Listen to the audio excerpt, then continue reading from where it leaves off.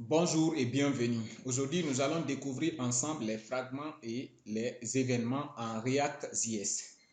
Alors, un fragment n'est rien d'autre que un bout de code qui nous permet d'imbriquer des éléments enfants côte à côte sans avoir ajouté un nœud supplémentaire au DOM. Donc, cette définition, j'ai essayé juste de résumer la définition, d'expliquer, bref. On a dit que les fragments vous permettent de regrouper une liste d'enfants sans ajouter un nœud supplémentaire au DOM, ce qui est là, ici. Donc, pour déclarer un fragment, il vous suffit d'appeler la classe React et ensuite vous accédez à l'attribut fragment. Et à l'intérieur, vous allez déclarer vos éléments enfants ici. Et maintenant, lorsque vous déclarez vos éléments enfants, l'élément fragment là ne va plus apparaître dans le DOM. Maintenant, et comme je vous ai dit dans les cours précédents, on a dit que lorsqu'on déclare une syntaxe JSX, il faut obligatoirement avoir un élément parent. Vous voyez, c'est dans ce cadre-là que les fragments peuvent vous servir. Lorsque vous avez des éléments enfants insérés et que vous n'avez pas besoin d'ajouter un élément parent, vu que JSX vous oblige à avoir obligatoirement un élément parent. Donc, vous pouvez laisser un fragment ici et dans ce cadre-là, le fragment ne va pas apparaître, juste ça va vous permettre d'insérer vos éléments enfants. Et ça, c'est la première syntaxe des fragments. Vous pouvez aussi enlever React là, ici, vous mettez simplement fragment et dans ce cas, vous devez importer fragment depuis React. Ou vous pouvez simplement enlever tout ça là, vous laissez chevron ouvrant et chevron fermant. Ensuite, vous mettez chevron ouvrant, slash, chevron fermant. Ça aussi, ça correspond également avec les fragments. Après les fragments, nous allons voir ensemble les événements. La gestion des événements est similaire à la façon dont vous gérez des événements sur les éléments du DOM. Au fait, ce qu'on veut dire par là, on a dit qu'en React, on gère les événements quand on le fait en JavaScript de façon traditionnelle. Donc, vous utilisez également la notation Camel Cage, c'est-à-dire lorsque vous avez un nom, par exemple on click, vous mettez on en minuscule, mais click, vous mettez c de click en majuscule. C'est cette notation qu'on appelle la notation Camel Cage. Après, vous pouvez passer aussi on passe des fonctions comme gestionnaire d'événements au niveau des événements.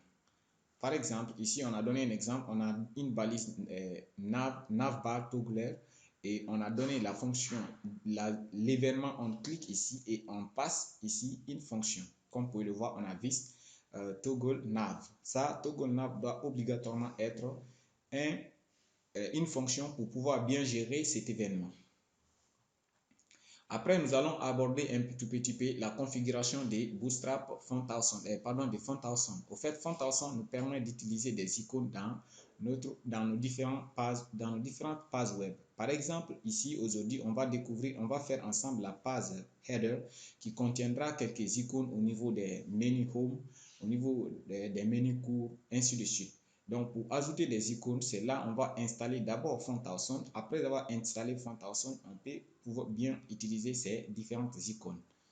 Donc, ici, pour installer Font, il y a deux manières. Soit vous utilisez le gestionnaire de dépendances YARN ou bien vous pouvez utiliser également le gestionnaire de dépendances NPM. Donc, les deux syntaxes là sont vraiment équivalentes ici. Lorsque vous avez YARN, vous pouvez faire YARN add Font avec cette flag art latex pour dire que vous voulez avoir la dernière version de Font.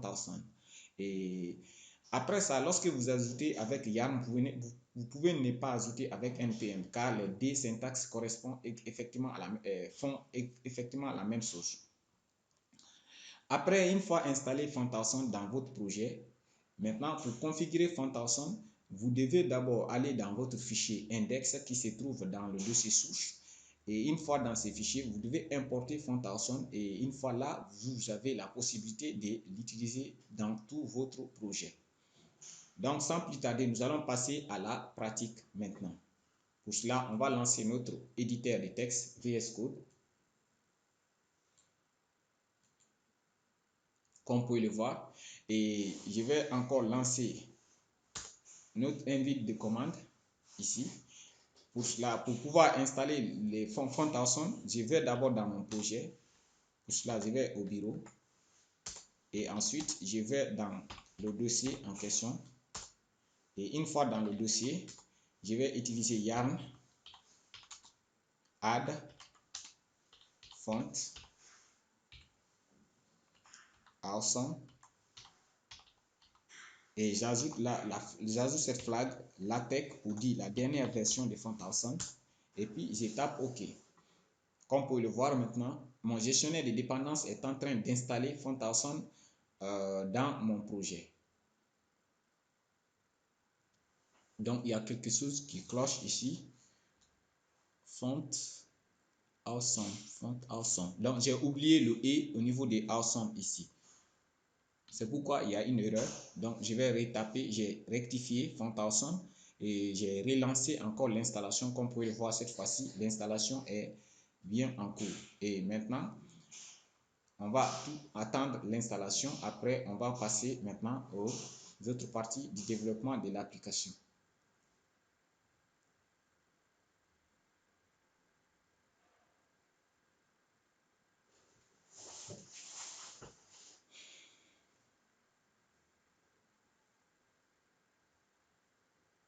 Alors, comme vous pouvez voir maintenant, l'installation a réussi avec succès. Et maintenant, pour pouvoir configurer Font-Awesome dans notre projet, je vais fermer le dossier public. On vient dans le dossier source, on cherche le fichier index.js, ici, comme vous pouvez le voir là. Et après Bootstrap, je vais venir ici importer Font-Awesome.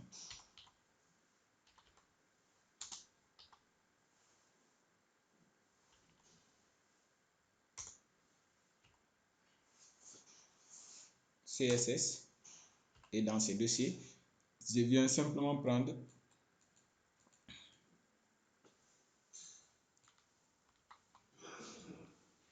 et puis je fais .css. Et une fois ça, notre projet est prêt à l'utilisation des Font-Awesome. Comme vous pouvez le voir ici, c'est ce que je viens à peu près de faire maintenant. Après ça, maintenant, on va essayer de créer notre header. Ici, pour cela, je vais créer un component ici que j'appellerai header component.js. Et là, maintenant, on va importer des dépendances qu'on aura besoin. Pour cela, je commence par importer React. Et puis, je vais importer component.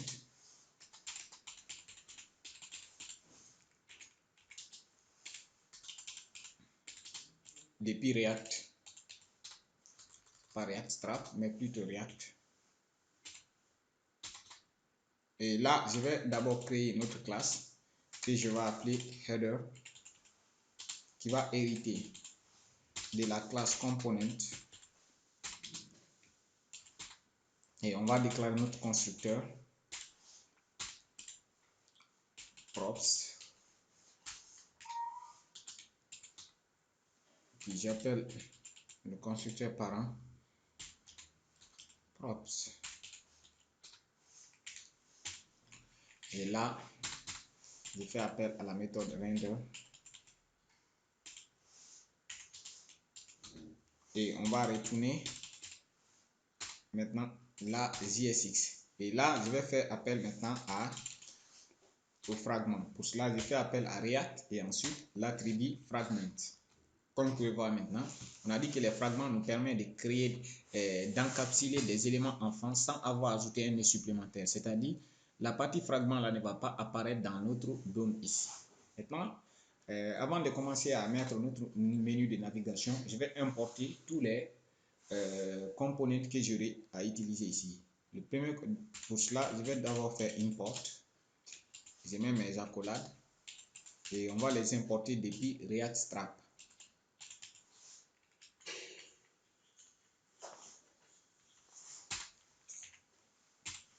Alors, ici, on aura besoin de navbar,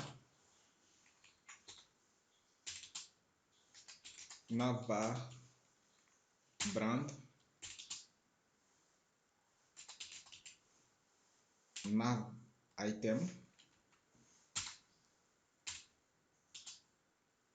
Après nav item, on aura également besoin de nav toggler.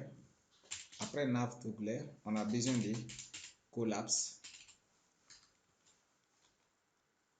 Bon, pour le moment, je vais me limiter de ces quelques components. Et je vais commencer par nav, vu que C'est notre navigation.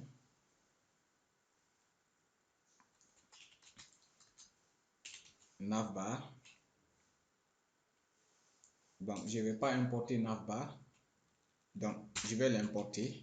Et maintenant, dans navbar, je vais utiliser l'attribut expand qui permet de faire disparaître ou apparaître le menu hamburger qui va apparaître ou disparaître en fonction des smartphones ou écran large. Ici, je vais dire medium. À l'intérieur de ces components maintenant, je vais déclarer un div qui va être le conteneur de mes éléments, class name. Et là, je transforme en container. Et là maintenant, je fais appel à navbar toggler qui va être une balise orpheline. Et là maintenant, je donne une classe.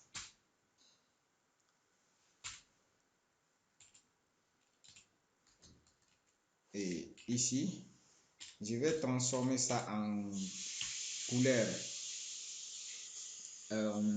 auberge, c'est-à-dire en une couleur verte par exemple. Et là, après cette couleur, je reviens simplement, je reviens déclarer mon premier menu. Et pour cela, je fais appel au component collapse. Et avec le component collapse ici,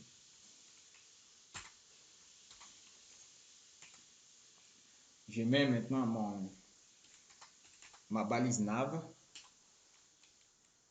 Et là, la balise nav prend maintenant des balises phi. Et pour cela, je donne d'abord la valeur navbar.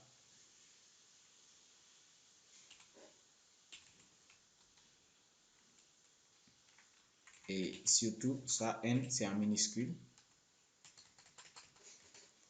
Et à l'intérieur du navbar maintenant, c'est là on donne maintenant des items. Pour cela, on donne nav item.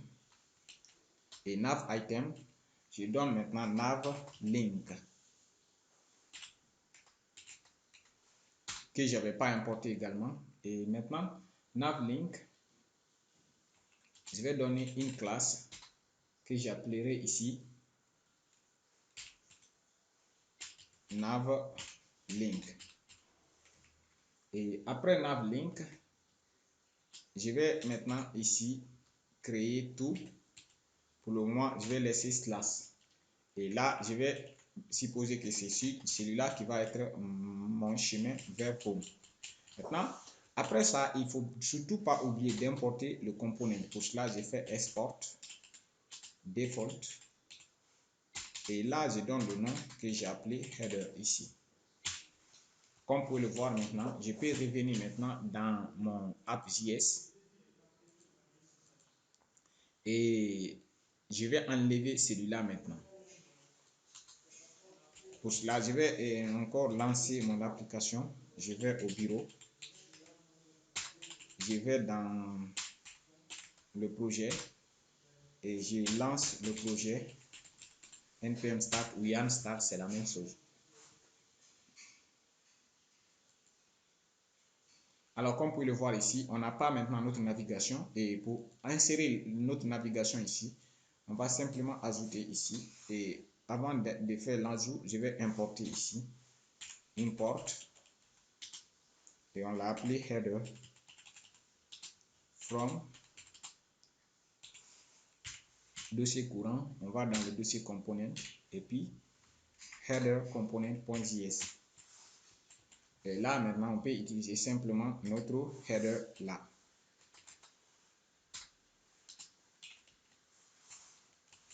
Et maintenant, une fois que je vais voir l'affichage ici, nav is not defined. Donc ici, je n'ai pas importé toujours nav.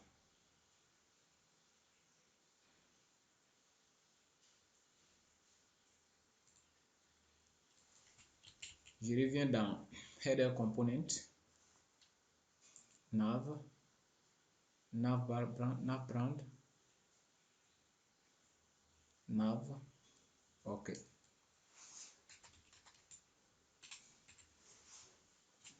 simplement, je vais enregistrer. J'ai importé nav maintenant. Je vais l'enregistrer et actualiser.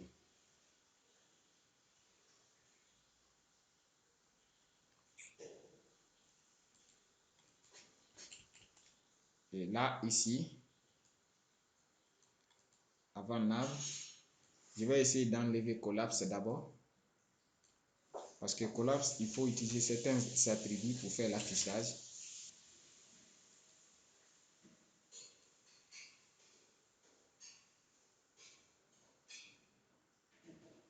Voilà, comme vous pouvez le voir ici, notre nav est là. Si je me retourne,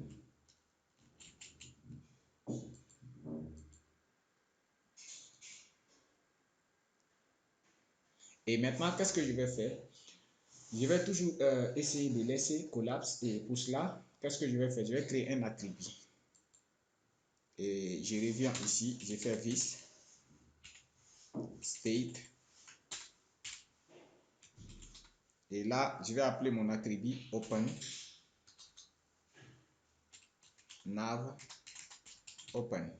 Et là, dans mon attribut, je stocke, je donne la valeur au prime abord, je vais lui donner false.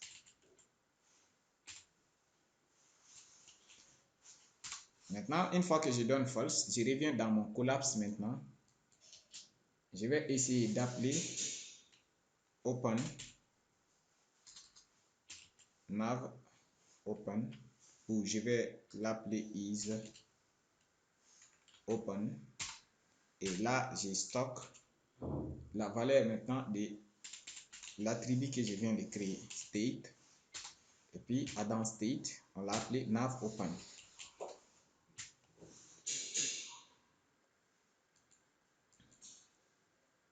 Je vais revenir.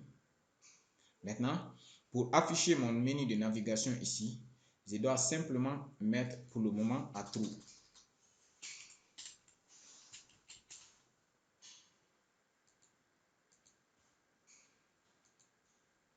Voilà, comme vous pouvez le voir maintenant, je reviens voir également.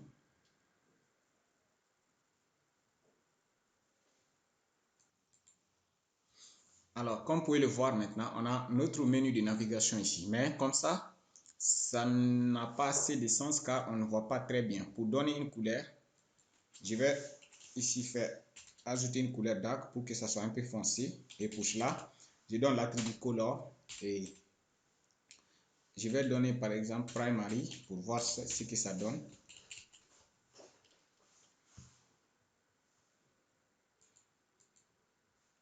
Et comme vous pouvez le voir maintenant, on a notre couleur ici. Bien sûr, on va enlever, ce n'est pas cette couleur que je veux, mais on va customiser ça au cours prochain.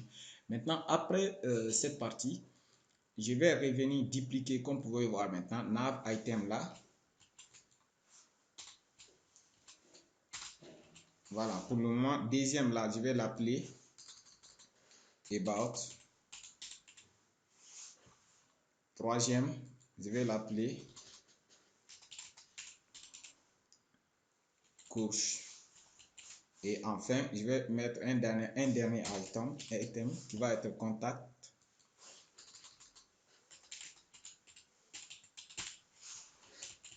Alors, quand je reviens rafraîchir, maintenant, comme vous pouvez le voir, on a about, on a course, on a contact ici. Donc, après cette partie, la chose que je peux faire maintenant, utiliser font awesome, c'est-à-dire ajouter des icônes. Et pour cela, je reviens simplement ici. Je coupe ça. Je prends maintenant la balise i et je colle le contenu textuel ici entre la balise ouvrante et fermante de i. Et pour cela, je reviens appeler la classe et font awesome. On a FA pour dire font awesome, espace FA font awesome, et pour dire home, c'est-à-dire l'accueil. Et généralement, on utilise l'icône d'émergent. Quand je reviens, bon, je peux enlever ça, par exemple, la couleur primary là, pour bien clarifier, pour bien voir nos icônes ici.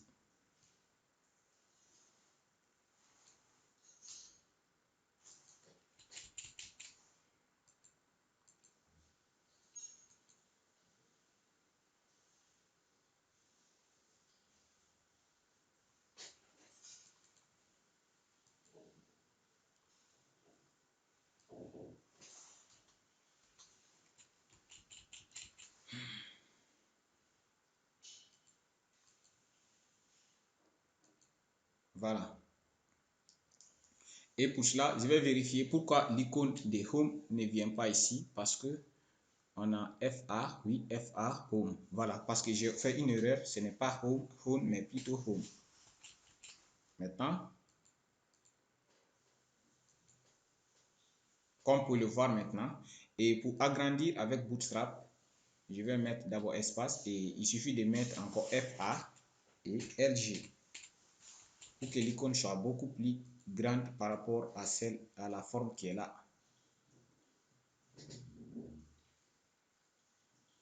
Et comme vous pouvez le voir, maintenant, je vais ajouter une icône aussi pour About.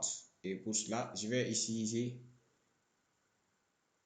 la même syntaxe I. Et puis, je colle. Là, je donne la classe que j'appellerai cette fois-ci FA Info.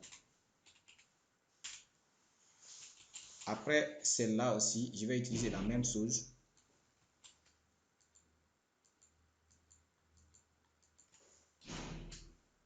Et ferme encore I ici.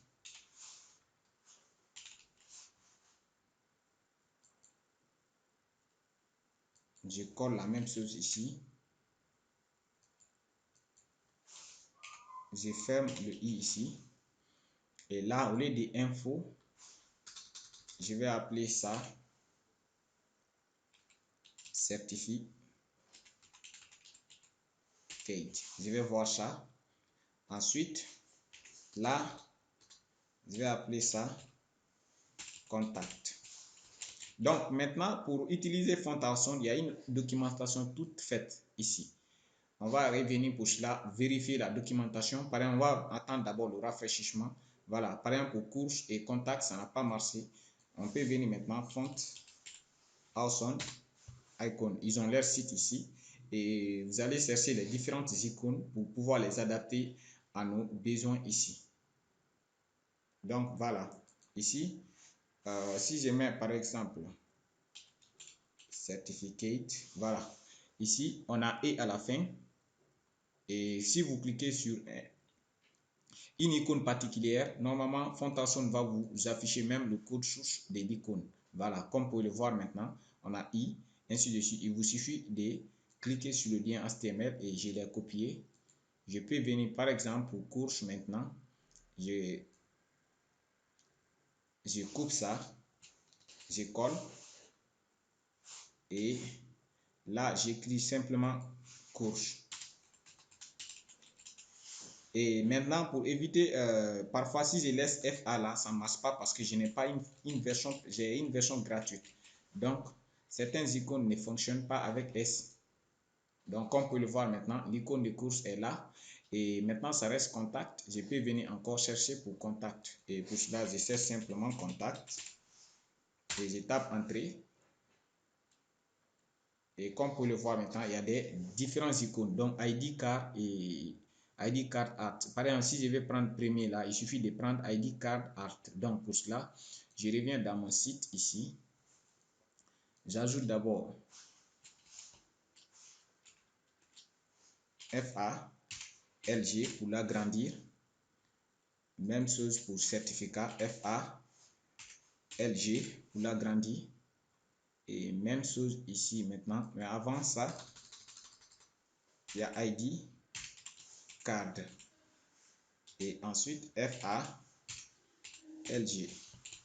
Donc, je vais revenir vérifier les modifications.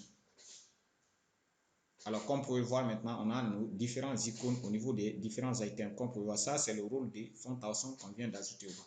Maintenant, à un premier moment, on a réussi à afficher nos différentes icônes.